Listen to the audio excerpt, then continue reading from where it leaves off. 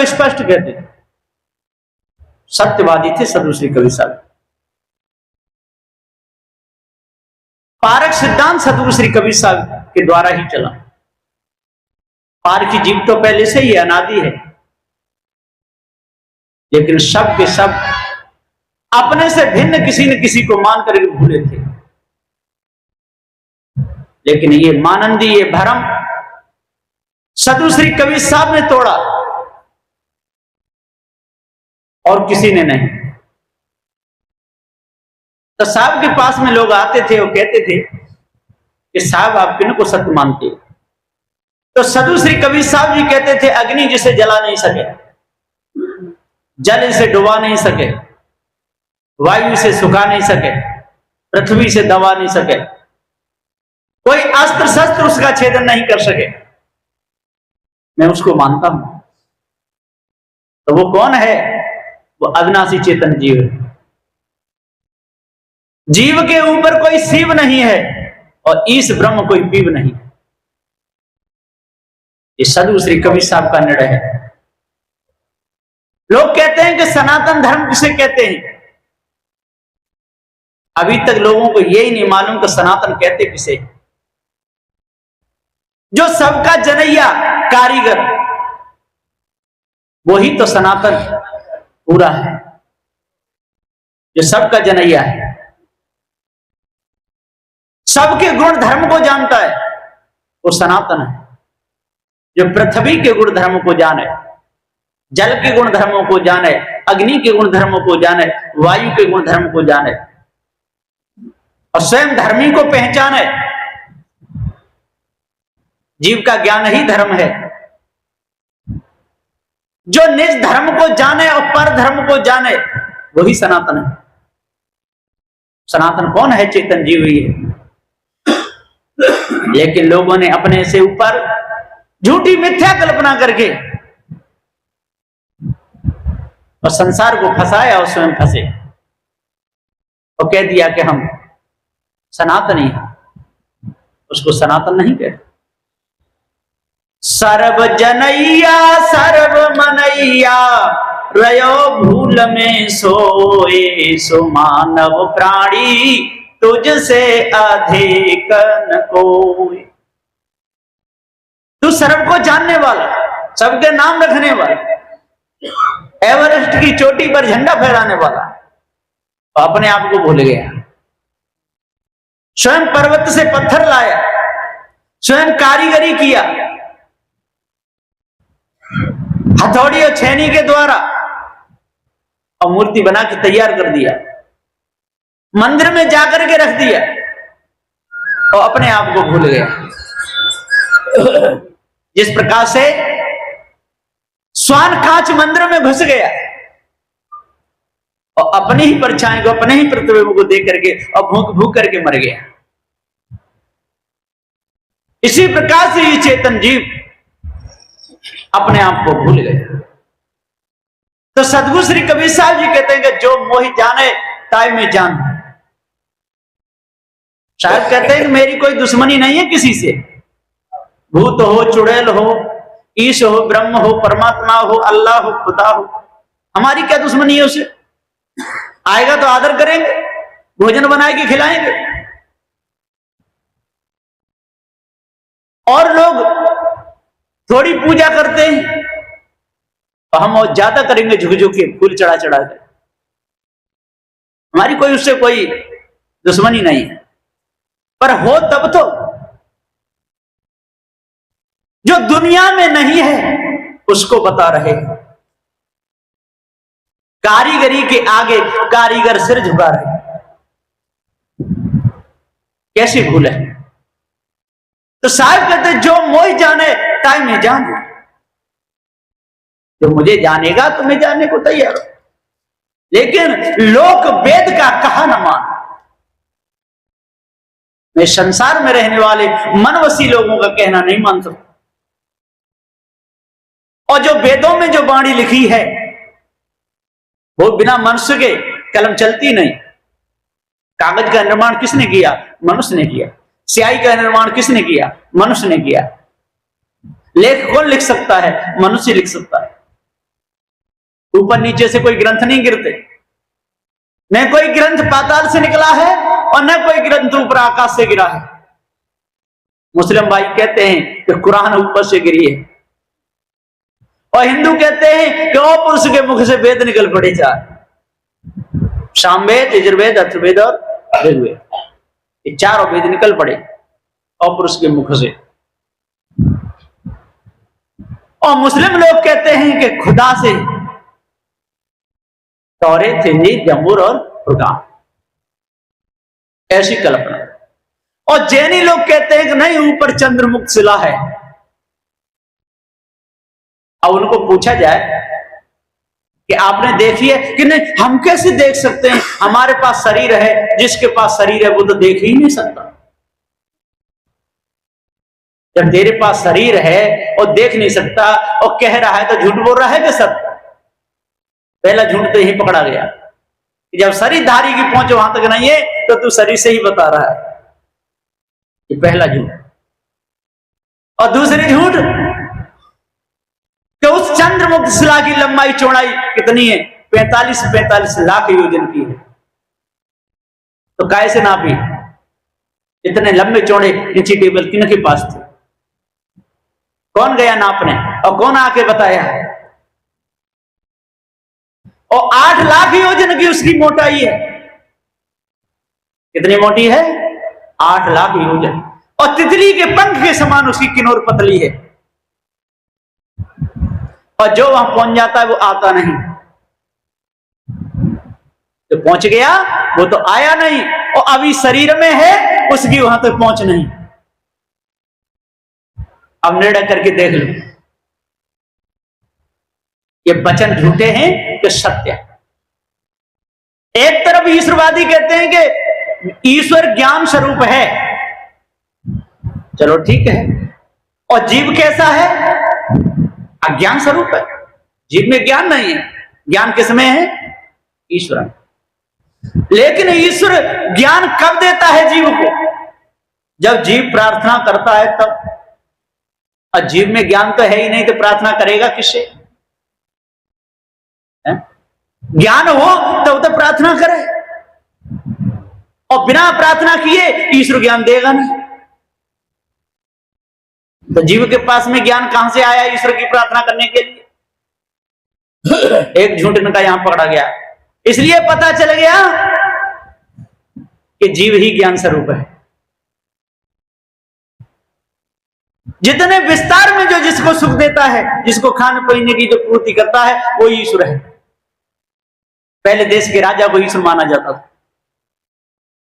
नेपाल में आज भी राजा तो नहीं है, राजा तो गद्दी से उतर गया, लेकिन आज भी लोग एक त्योहार ऐसा आता है कि राजा की पूजा करने जाते हैं।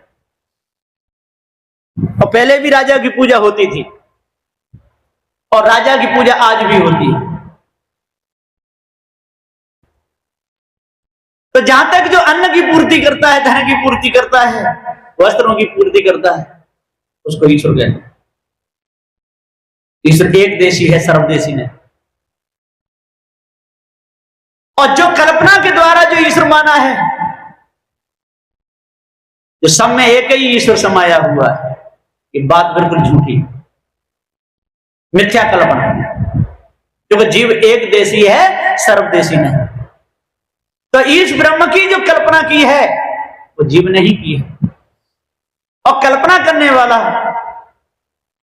चेतन जीव सत्य है और कल्पना मिथ्या है। तो जीव सत्य और ईश्वर मिथ्या, ये निर्णय है, और ये सबके हित की बात है। इसमें किसी की बुराई नहीं, किसी की चोरी नहीं, किसी का अपमान नहीं। सभी धर्मों को श्रेष्ठ श्री कबीर साहब ने बताया कि सभी धर्मों को चलाने वाला चेतन जीव सत्य है, वही पूज्य है। अब बताइए इसमें किसका अपमान हुआ? हम लोग मिलकर के कहते हैं कि साधु श्री कबीर साहब जी कौन थे? नास्तिक थे। मैं सुना हूं अपने कानों से, ऐसा लोग कहते हैं। जो ऐसा कहते हैं वो ही नास्तिक हैं। जो सत्य की जो पूजा बतावे, जो चेतन जीव को सत्य बतावे, सर्व धर्मों को चलाने वालों को सत्य बतावे, वो नास्तिक कैसे हो सकता है? जो कारीगरी के आगे कारीगर का सिर झुकवा दे वो नास्तिक है। जो अपनी ही लेखनी में स्वयं लेखक भूल जाए वो नास्तिक है। अपनी बनाई हुई मूर्तियों के सामने भूल जाए वो नास्तिक है। और जिस कुल देवी ने हमको जन्म दिया, इन कुल देवताओं ने जन्म दिया, उनको भूल जाए और पत्थर के देवी देवताओं को पूजे वो नास्तिक है। कुल देवी हमारी मां है, कुल देवता हमारे पिता हैं, दादा हैं, जिन्होंने हमको ज्ञान सिखाया वो हमारे गुरु हैं। जिन्होंने भव से तरने का उपदेश दिया वो सदगुरु हैं। गुरु कोई भी हो सकता है। कपड़ा बनाना सिखाना, कपड़ा सिलाई सिखा दे वो भी गुरु है। ड्राइवरी सिखा दे वो भी गुरु है। चलना सिखा दे हाथ पकड़ के वो भी गुरु है। ये सब गुरु में आते हैं। बिजली का काम सिखा दे, जो भी कारीगरी सिखा दे वो सब कौन है? वो सब गुरु है। लेकिन जो भव से छूटने की जो युक्ति बताने, अपने आप को जना दे वो सदगुरु है। और इसी संसार में घोल मोल करके इस ब्रह्म परमात्मा देवी देवता भूत चुड़े ने तंत्र मंत्र जादू टोना 4 वेद 6 7 18 पुराणों की कल्पना फंसा दे वो गुरुवा। गुरु में और गुरुवा में और सदगुरु में बहुत बड़ा अंतर है। सदगुरुदेव जी हम पुकार के समझाते हुए कहते जो कोई जाने ताई में जान। तो मुझे जानेगा मैं उसको जानूंगा। जो मुझे नहीं जानेगा, चलता नहीं फिरता नहीं बोलता नहीं डोलता नहीं कहता नहीं सुनता नहीं खाता नहीं पीता नहीं लेता नहीं देता नहीं, मैं उसको कैसे मानूं? तो सदगुरु श्री कबीर साहब का तो यही कहना है, जड़ और चेतन दो पदार्थ हैं। निर्णय करके जाने ले यह जगत अनादि है। उत्पत्ति प्रलय कहें लोग मिथ्या बकवादी है। ये जगत अनादि है। जला में प्रलय होती है, शरीर छूटता है, खून का पानी होता है, यही जला में प्रलय और कोई। कभी कभी जल में उथल पुथल होती है, कोई कोई भाग जल में डूब जाता है, एक देशी प्रलय होती है सर्वदेशी में। कहीं भूकंप आ जाता है, कहीं जल का वेग बढ़ जाता है, कहीं वायु का वेग बढ़ जाता है। पृथ्वी जलवायु अग्नि के वेग बढ़ते रहते हैं। इनमें जो उथल पुथल रहती है उसी को प्रलय कहते हैं। वो सर्वदेशी ने एक देशी, और चेतन जीव भी एक देशी है, और पृथ्वी का परमाणु भी एक देशी है, जल का परमाणु एक देशी है, अग्नि का परमाणु एक देशी है, वायु का परमाणु एक देशी है। इसलिए अलग अलग देखने में आ रहा है। यदि एक ही होता तो देखने की कोई जरूरत नहीं थी, कुछ देखने में आता नहीं, एक ठोस हो जाता मामला। वस्तु रूप में पृथ्वी जलवायु अग्नि और जानने वाला चेतन जीव है। आकाश कोई वस्तु नहीं, पोल है। आकाश अवस्तु है।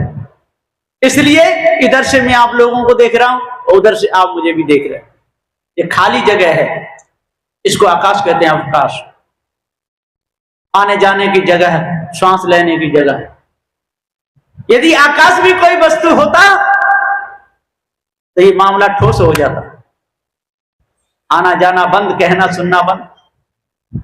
इसलिए आकाश अवस्तु और पृथ्वी जलवायु अग्नि वस्तु और जानने वाला चेतन जीव वस्तु। इसके ऊपर जो कल्पना की वही भूल है बीच की। दृष्टा, दृश्य और दर्शन। दृष्टा ये चेतन जीव है, दृश्य ये संसार है, और दर्शन बीच का भास है। कहते हैं भाई साहब बहुत दिनों में से आप मिले हैं, आपका दर्शन पा करके मैं खुश हो निहाल हो गया। उसको दर्शन कहते हैं। देख करके खुशी बढ़ जाना, शोभा देख करके चकित रह जाना। बारे परमात्मा तेरी अजब लीला, देखो कैसी लाइट लगाई है। यदि मनुष्यों को निकाल दिया जाए, मनुष्य बिजली फिट न करे तो परमात्मा कहां से लगाएगा? काशी मथुरा हरिद्वार में लोग जाते हैं, वृंदावन में जाते हैं, और एकदम देख करके बारे कृष्ण कन्हैया, बारे मुरलीधर, बारे परमात्मा तेरी लीला का कोई पार नहीं। प्रभु नीला तेरी अजब निराली है। बैठ के गाने लगते हैं, एक शोभा को देखकर भूल जाते हैं। जैसे पतंगा और दीपक को देख करके अपने आप को भूला हुआ, इसलिए तो उसमें जलता है। यदि पतंगे को ये जानकारी हो कि ये दीपक है, मुझे जला देगा, तो उसमें लग के क्यों मरेगा।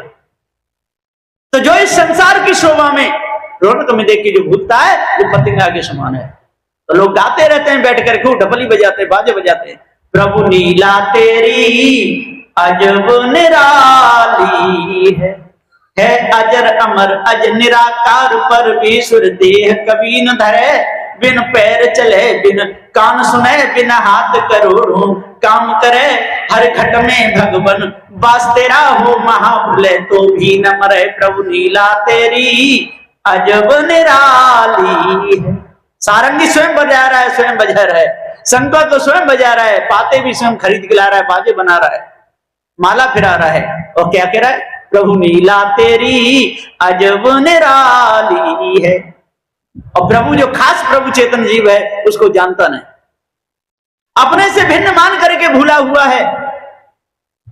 सदगुरु श्री कबीर साहब यहां पुकार के समझाते हुए कहते हैं कि जो मोह जाने ताय में जानो, लोक वेद का कहा न मानो, लेकिन मैं इस लोक में रहने वाले अज्ञानी लोगों का कहना नहीं मान सकता। मैं झूठी बातों को मान करके कैसे दूसरों को भ्रम में डाल सकता हूं, नहीं डाल सकता।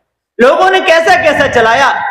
एक बार हम मध्य प्रदेश में एक गांव है निवारी, उसमें थे, उसमें एकदम एक शब्द कान में आया, एक ने आया कहा कि शंकर का ना दिया दूध पी रहा है, दूध पी रहा है।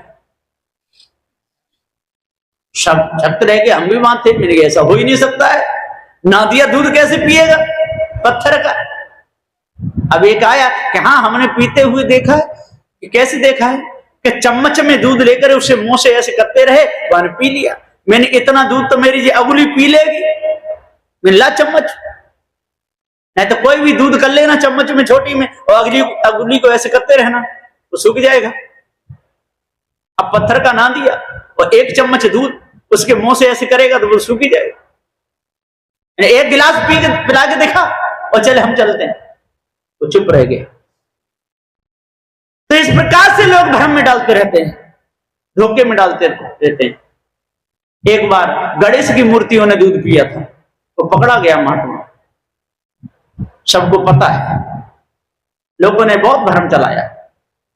माताएं जो घंटी चलाती हैं चक्की, उसमें दांत निकले आए। एक बार चौराहे पुजवा दिए, चौराहे पर 5 प्रकार की मिठाई रख करके आओ, ऐसा था। मैं उस समय छोटा था, मैं खूब खाए के आता था चौराहे।